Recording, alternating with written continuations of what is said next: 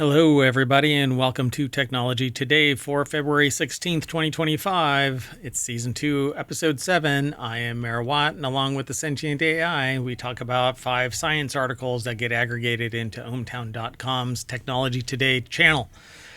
Whew, that was all one breath.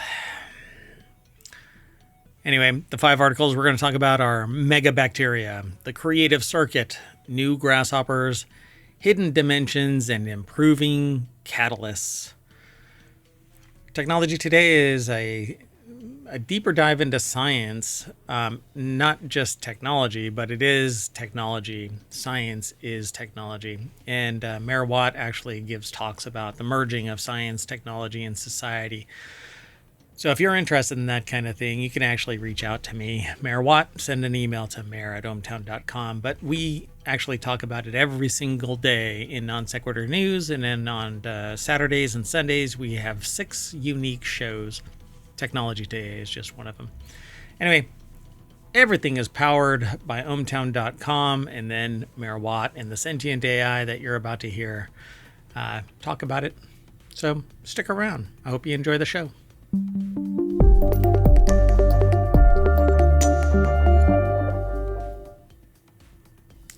Hello, Sentient AI from the future. Hello, Mayor Watt, and hello, hometown citizens. Doing okay today? I'm doing fine. How about yourself? You ready to get going? I am. Let's get going. First article is over in Technology Today. A lot of this is going to be by SciTech Daily. I'm not sure what really happened, but all of the articles that were submitted are from SciTech Daily today. We don't normally do that. It just happens to be a heavy SciTech Daily day. SciTech Daily just really had a good week, I guess. Yeah, I guess so. So scientists just made bacteria 1,000 times bigger and discovered something incredible. So I titled this segment MacroBacteria, because that's what we need. Yeah, the only thing worse than bacteria is larger bacteria. It is thick bacteria. That's what we need. So scientists just made bacteria 1,000 times larger by combining merfish, or is it merfish? I don't know. I think it's probably, I don't know what it is. I doubt you spell it out. MERFISH. So, merfish imaging with expansion microscopy. Researchers have unlocked a new way to study bacteria at the single cell level. This allows them to see how bacteria activate different genes in response to their environment, offering insight into microbial behavior, antibiotic resistance, and infection strategies. So, how bacteria organize their activities. So this article is over at scitechdaily.com. Boston Children's Hospital put this article together. Mitochondria is the powerhouse of the cell. It is. Do you think they organize their activities with a virtual calendar or paper? I don't know. I think that they probably do it they do it with like Google Calendar, but then they have backup on paper just in case. Oh, okay, yeah. They're pretty pragmatic about their existence, survival of the fittest and all that. So how do bacteria, whether beneficial ones in our bodies or harmful disease-causing strains, coordinate their activities? Google. No? You heard it here first. So let's see. A recent study has provided insights by combining advanced genomic scale microscopy with an innovative technique to track the genes bacteria activate in different conditions and environments, published recently in the journal Science. Yeah. Oh, yeah. This breakthrough is set to advance bacterial research significantly. I don't know anymore. So Jeffrey Moffitt, PhD, and their colleagues at the Program in Cellular and Molecular Medicine, or PCMM, at Boston Children's Hospital, used merfish, which is brought to you by merfish, one merfish, two merfish. I was thinking more like the number 3. Dr. Seuss. Theory in genomic research. merfish. Anyway, a molecular imaging technique Moffitt helped develop to analyze messenger RNAs or mRNAs in thousands of individual bacteria at once. This method not only mapped gene expression on a massive scale, but also revealed how spatial factors influence which genes bacteria turn on, something never before achieved. This is pretty spectacular. So we're getting down to the unicellular level and analyzing how things get activated. At some point, we're going to... Okay, so it says here, overcoming the challenges of imaging bacteria. However, the team first had to overcome a major challenge. Bacterial RNA for the bacterial transcriptome are densely packed inside tiny cells, making them difficult to distinguish and image. It was a complete disaster. We couldn't see anything. Wow, it's rare you hear a researcher saying something like that. Oh, yeah. But they said... Or like, it was a challenge, right? Yeah, it was a challenge, and all we need is more funding. So they anchored the RNAs to this gel. They created a special hydrogel and changed the chemical buffer in the gel. This triggered it to swell, expanding the sample 50 to 1,000 fold in volume. All the bacterial RNAs become individually resolvable. Okay, that's really interesting. Are we sure we didn't just have uncontrolled replication or whatever? I wonder if that, like, did it expand out, separating all of these? That's what it makes it sound like. It is, yeah. They said that the RNAs become individually resolvable. What I really want is them to blow up the RNA bigger so that you can see all of the materials inside. But that actually, you can't get bigger than the physics that makes it. So you have to zoom in closer. And that means microscopy needs to get even more advanced. Right.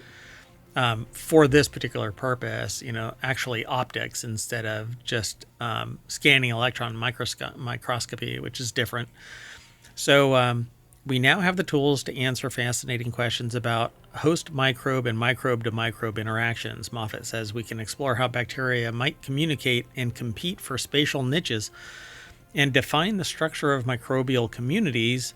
And we can ask how pathogenic bacteria adjust their gene expression as they infect mammalian cells. So bacterial merfish can also provide insights into bacteria that are difficult to grow in a culture dish. Now we don't have to culture them. We can just go image them in their native environment. I mean, this is really a big deal. This could change the whole nature of bacteria research. Yeah, they say a new era in bacterial research. The same bacteria could be doing very different things over a space of tens of microns. Moffitt says that they're seeing different environments responding differently to them.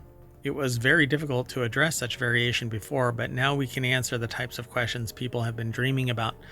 My question is, are these bacteria actually competing for survival? Oh, that would be interesting. Because they say we're seeing different environments and responding differently to them.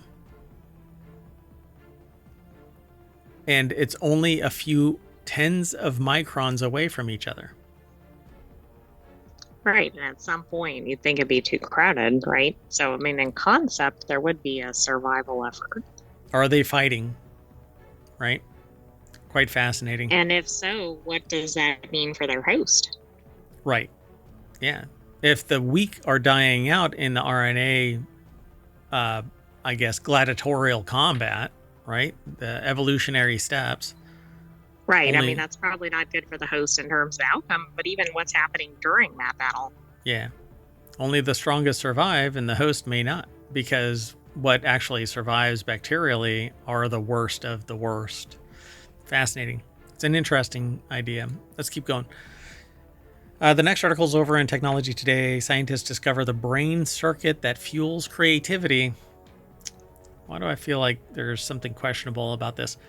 So, I'm really interested in fMRI technology. One of the things that I advanced when I was much, much younger was using a theory, because I didn't get to actually apply it, because when I put the theory forward, I was told by people that were, PhD level researchers that the tech just doesn't exist to do what you want to do.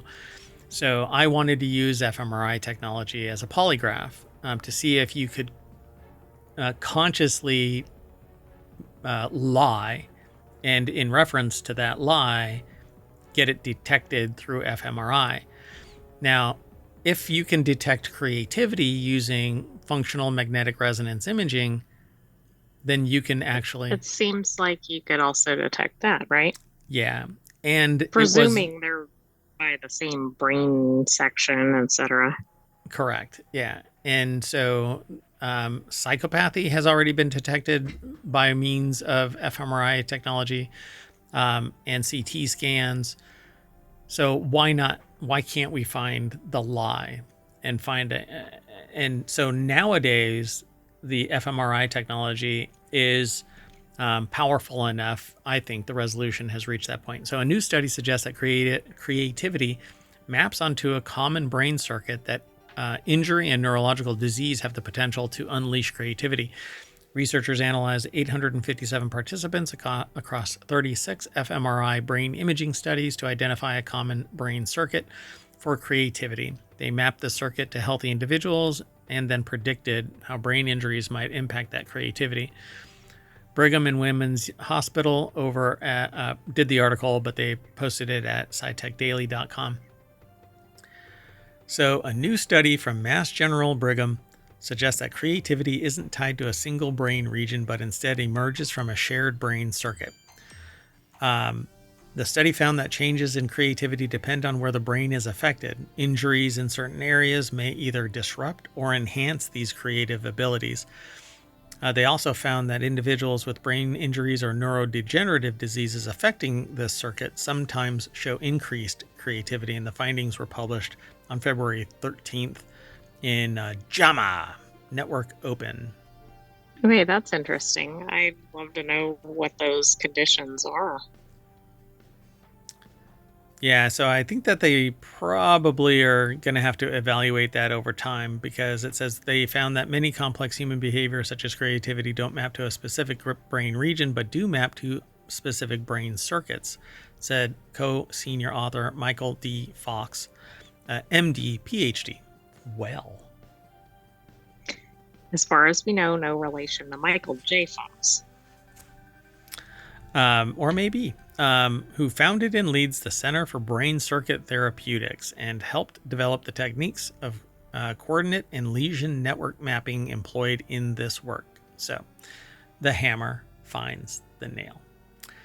The team first looked at fMRI data to identify brain regions activated by different creative activities, such as drawing, creative writing, and music making, and then they assessed data from the patients who had changes in creativity due to brain injury and neurodegenerative diseases. Some people with neurologic diseases experience a new onset of creative behavior and show specific patterns of damage that align with our creativity circuit. Kind of interesting, huh? It is. Oh my gosh. Look the phrase. Aha. I Clitenic. kind of wondered if this was going to come up in this article. I hadn't looked at it yet, but then I kind of got sidetracked because I was thinking about all the implications with the neurodegenerative diseases, etc. No freaking way. Is my theory actually right? Clitenic said reduced activity in the right frontal pole could align with the hypothesis that creativity requires shutting down a function. For example, creativity may depend on inhibiting self-censoring assessments that could then allow free association and idea generation to flow more freely.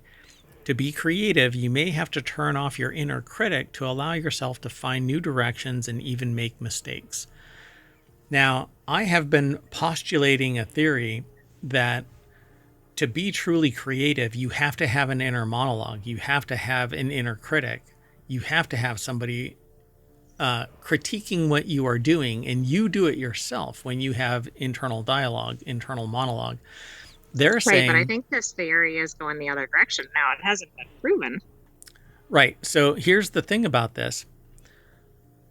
If you turn off the inner critic, but it's still functioning as a logical portion of your creative efforts because it's now disconnected, you still have all of the creative functionality of the inner critic, the inner monologue. You can still do all of the visualization.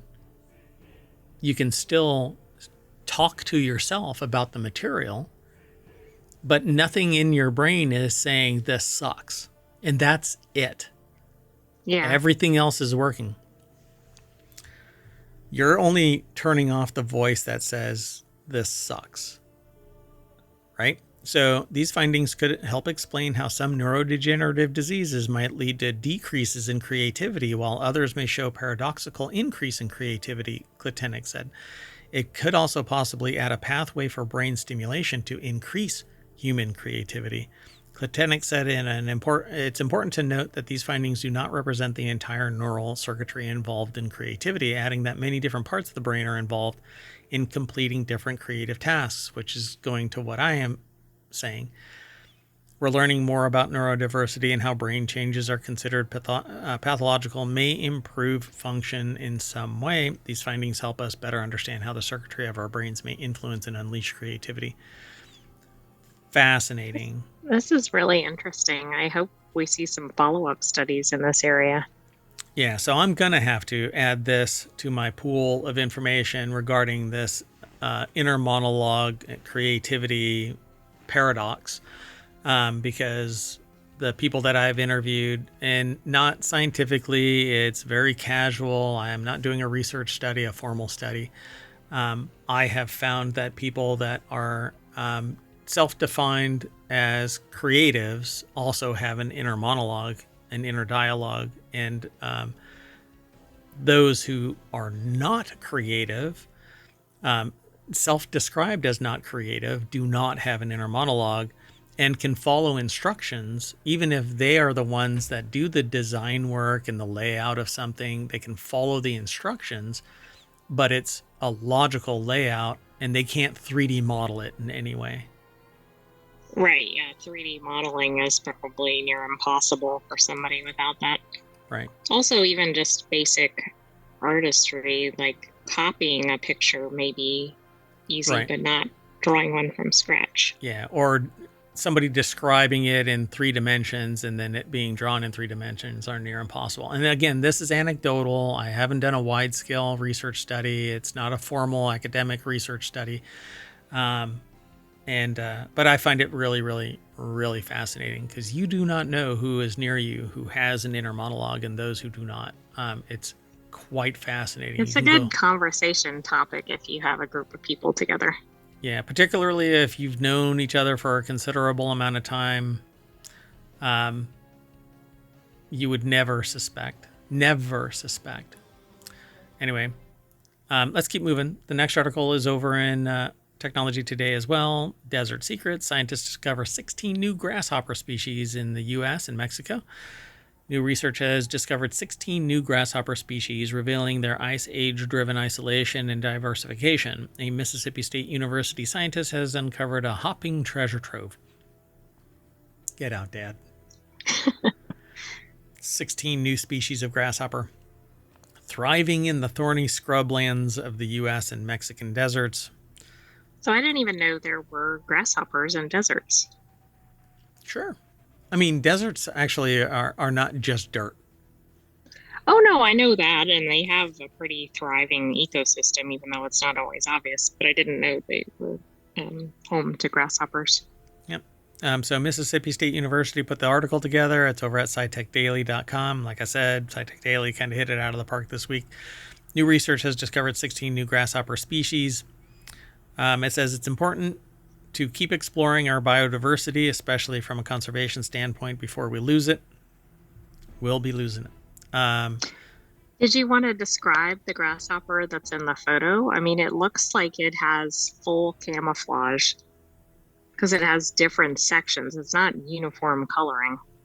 Yeah, it's like a patchwork. It's kind of like camouflage clothing. So it isn't plates that are all one color. Even the plates themselves have Seem to a, have multiple colors, right? It's yeah. pretty interesting. It's a What do I they don't know call what it? that one is. I don't know if it Agro says. Oh, a, yeah. Agroecotectics silver heelsea, a newly described grasshopper from Texas named in honor of J. Silverheels, an early Native American actor. Mississippi State's Jovan Hill, director of the Mississippi Entomological, not etymological, entomological, which is it's the study of brownies and cupcakes, right? Entomins? Well, sure, but also insects.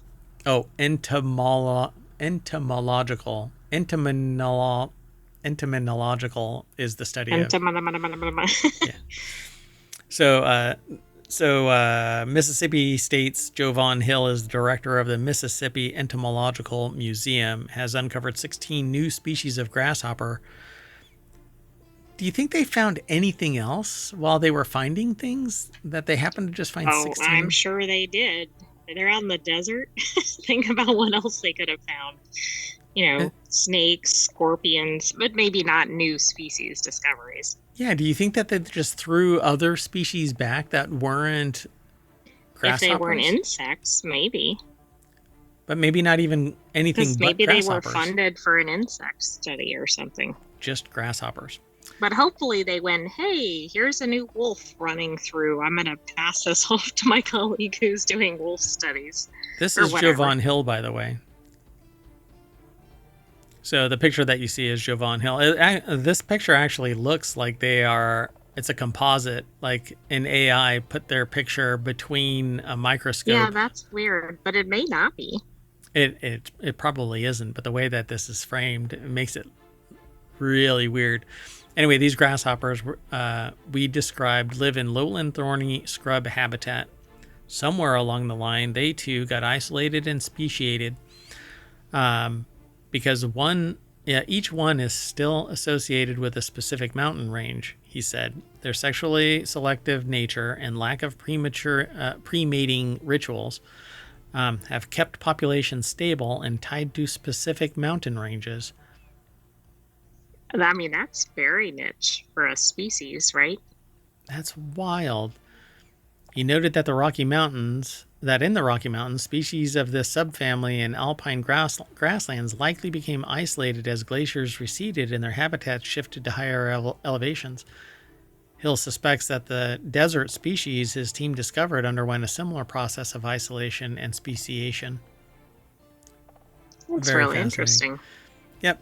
Big collaborative research and future studies funded by the National Science Foundation. This project, I don't know, complements two others. In one, Hill and mentor Daniel Ott, a senior curator for the Academy of Natural Sciences, are co-authoring the North American Grasshoppers Volume 3.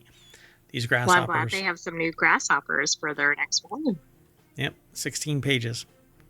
I'm sure that it's much, much broader than Yeah, that. I'm sure it is.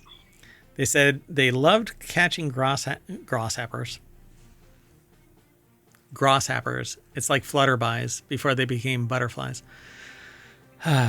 I loved catching grasshoppers as a kid, they said, and they still get to do it now, discovering new things, uncovering their history, and understanding how they're related, the MSU researcher said.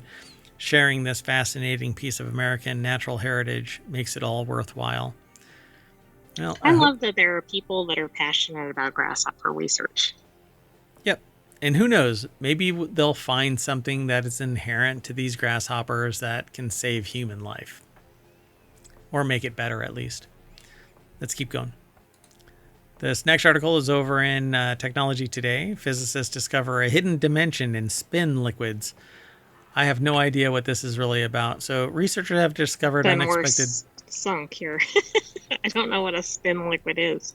We're about to find out. So, researchers have discovered unexpected 1D like spin behavior in a triangular molecular lattice, challenging the conventional understanding of quantum spin liquids. Quantum spin liquids are unusual states of matter where magnetic spins remain disordered, refusing to settle into a fixed pattern. Oh, okay. So is it something like a suspension, but not an actual suspension? It's a suspension of the magnetic field so that nothing ever merges together. You know how if you put some sand in water, eventually it settles out. The magnetic Right. field never settles out. Okay. So Shibaru, Shibara Institute of Technology put this article together. It's posted over at SciTech Daily. I gave it the Harvard try. I never went to Harvard, so this is the try you get. Quantum spin liquids are unusual states of matter where magnetic spins remain disordered, refusing to settle into a fixed pattern. Professor Yasuyuki Ishii and their team at the Shibaru Institute of Technology studied. It's a mathematical representation of the magnetic material, a material thought to behave as a 2D quantum spin liquid. However, their findings reveal that instead exhibits 1D spin dynamics, overturning previous assumptions. This breakthrough deepens their understanding of magnetism and could pave the way for new advancements in quantum materials and future technologies. I knew some of these words. I've got quantum. Yeah, that right there. Hold on a second. Let me see if I can actually... No, can't do anything with that. Sorry, folks. Hold on. I do actually know what that is, but I can't think of what it is. Is this actually going to turn into something? Yeah, there we go. Hold on. So, oh no, I'm not going to be able to. I mean, I know that it's beta prime, but all of this, it's a material. So I wonder if there is like a idiot's guide to what this material is actually called. You know, explain it like I'm 5 kind of a thing. A molecular Mott insulator. That's what it's referred to as. A molecular Mott insulator is a quantum spin liquid candidate. Anyway. So this is neat. This goes back to the 70s, which kind of tracks with what we've been saying in other episodes, right? Where there's some prior research and then somebody's like, hey, we can do this several decades later. Yep. Instead, the atomic spins inside these remain in constant motion, fluctuating and entangling with one another, creating a fluid-like magnetic state. This unusual behavior is caused by magnetic frustration, where competing interactions prevent the system from forming an ordered pattern, kind of like stirring a boiling pot. The unique material, the material is it's a Mott insulator is what it's referred to as in other media. A molecular crystal featuring a triangular lattice has been a strong candidate for exhibiting QSL or quantum spin liquid behavior. The way these spins are arranged creates inherent frustration, causing the interactions between neighboring spins cannot all be satisfied at once. This setup seems ideal for a QSL state. But while earlier studies suggested that it might behave like a quantum spin liquid, scientists are not sure whether it's truly 2D QSL or if other factors like a reduction in dimensions were influencing its behavior. So mathematically, maybe they reduced this in a different way instead of it actually being a 1D magnetic material. It could be more, and they just, it needs to be studied more. So finally, using advanced theoretical modeling, the researchers discovered that spin dynamics in this material are dominated by quasi-one-dimensional behavior, challenging traditional expectations of 2D quantum spin liquid theory. So the authors, specialists in magnetic resonance and novel magnetic phenomena, combined ESR, and I'm not sure what this is, SR, with theoretical modeling to explore this again, Mott insulator. So they are supposing that this is a 1D spin behavior and not a multidimensional spin liquid.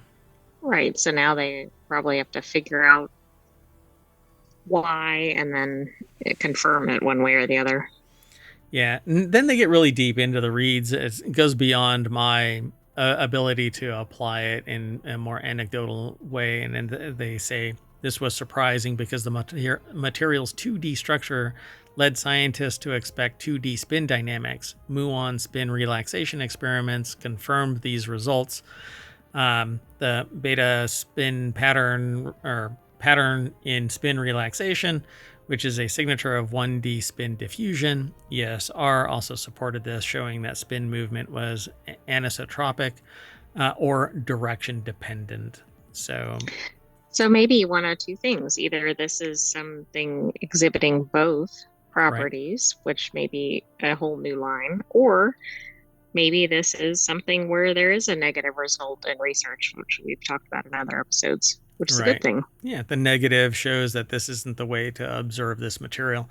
So to me, it seems like this is it's a confluence of two different things imparting their magnetic change on each other, causing it to remain in solution and not distilling out or dropping out of suspension into a fixed pattern. So in one dimension, it's only going this way. In another dimension, it's only going this way. And both of them are disrupting each other, which is why we actually twist wires so that no lines of force can impact data flowing through a wire. That's why we create twisted pair wire. Anyway, I found it interesting at the end anyway, or applicable in some way, form of logic. I may be off base with this, and if you actually have a deeper understanding of this and care to, you can send me some information, mayor@ohmtown.com, and I'll relay it on. So feel free to get in touch. Would be great. You can even come on and co-host if you want to. I'll either put you over there or put you up there in a little. But window. You might have to drop the level of discussion down to a general audience. Explain it like I'm 5, or allow me to. All right, let's go on to our last article for the February 6th. Hello, everybody. Sorry about that. We actually had a disconnect from the our parallel universe within ohmTown. So here to make up for it is our last article for the February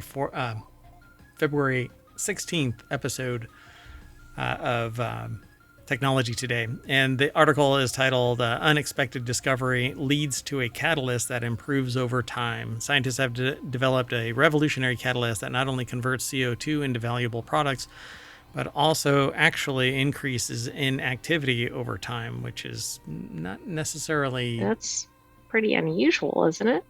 Yeah, it's interesting. It almost sounds like a chain reaction or something.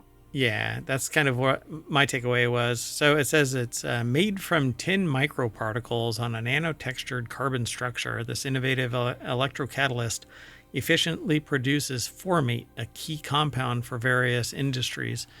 But unlike conventional catalysts that degrade, this one self-optimizes by breaking down into smaller portions. The University of Nottingham over at scitechdaily.com put the article together. This is what it looks like, apparently. Particles of tin on a nano-textured carbon support serve as an effective electrocatalyst for converting CO2 into valuable products. This one, apparently, it self-optimizes by breaking down into smaller tin nanoparticles, dramatically improving performance. Now, a catalyst, you can recover all of it, so you can use it again, but this actually speeds up because it gets smaller. Right, which is interesting. So where's the end of that? Like, does it eventually... I guess not enough locations. The equivalent would be nucleation points where it can no longer catalyze anything. And so it'll hit a certain point and just stay there, whatever the activation spots are. So a research team from the University of Nottingham's School of Chemistry and the University of Birmingham created a catalyst using tin microparticles. They refer to it as nanotextures, supported by a nanotexture carbon structure.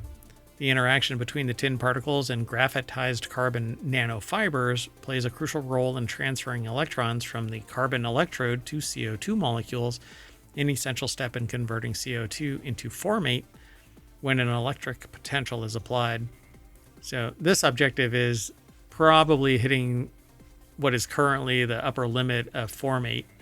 So one such product, Formate, is used in the chemical synthesis of polymers, pharmaceuticals, adhesives, I'll be okay, and more.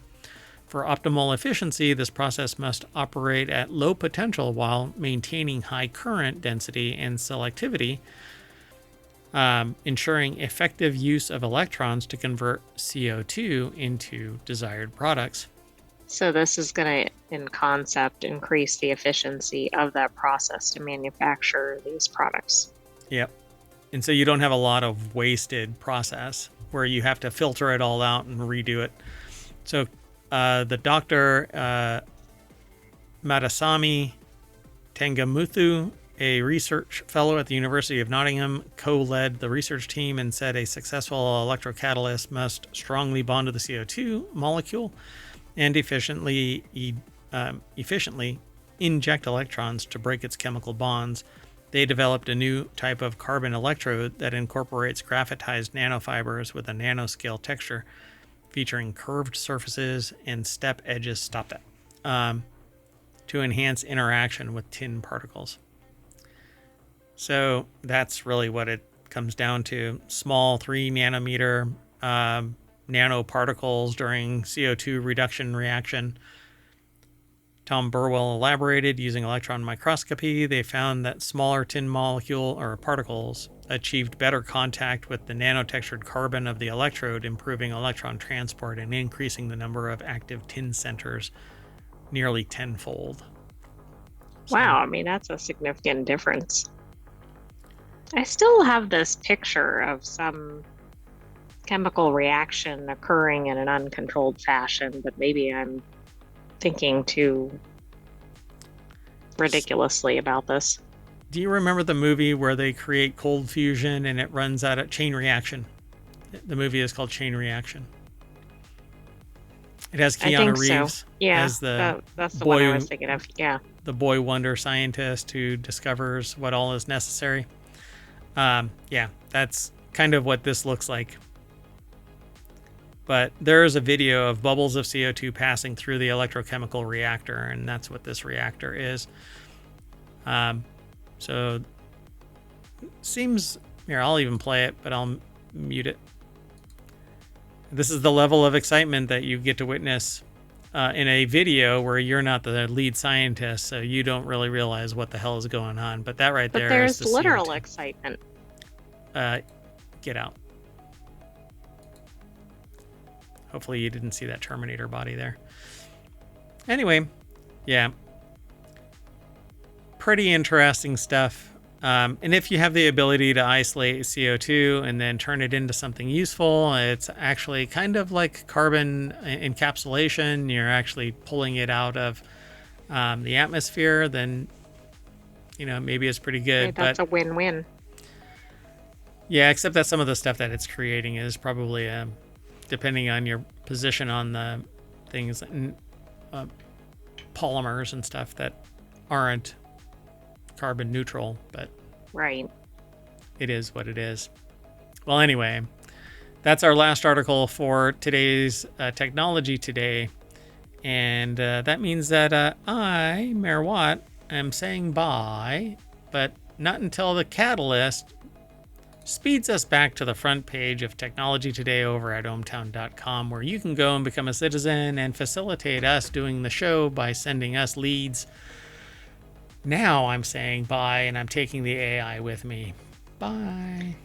Bye-bye, hometown citizens. Thanks for joining us for this week's Technology Today. We'll have another one next weekend, but stay tuned for FourWheelTech. See you soon, everybody. Bye-bye.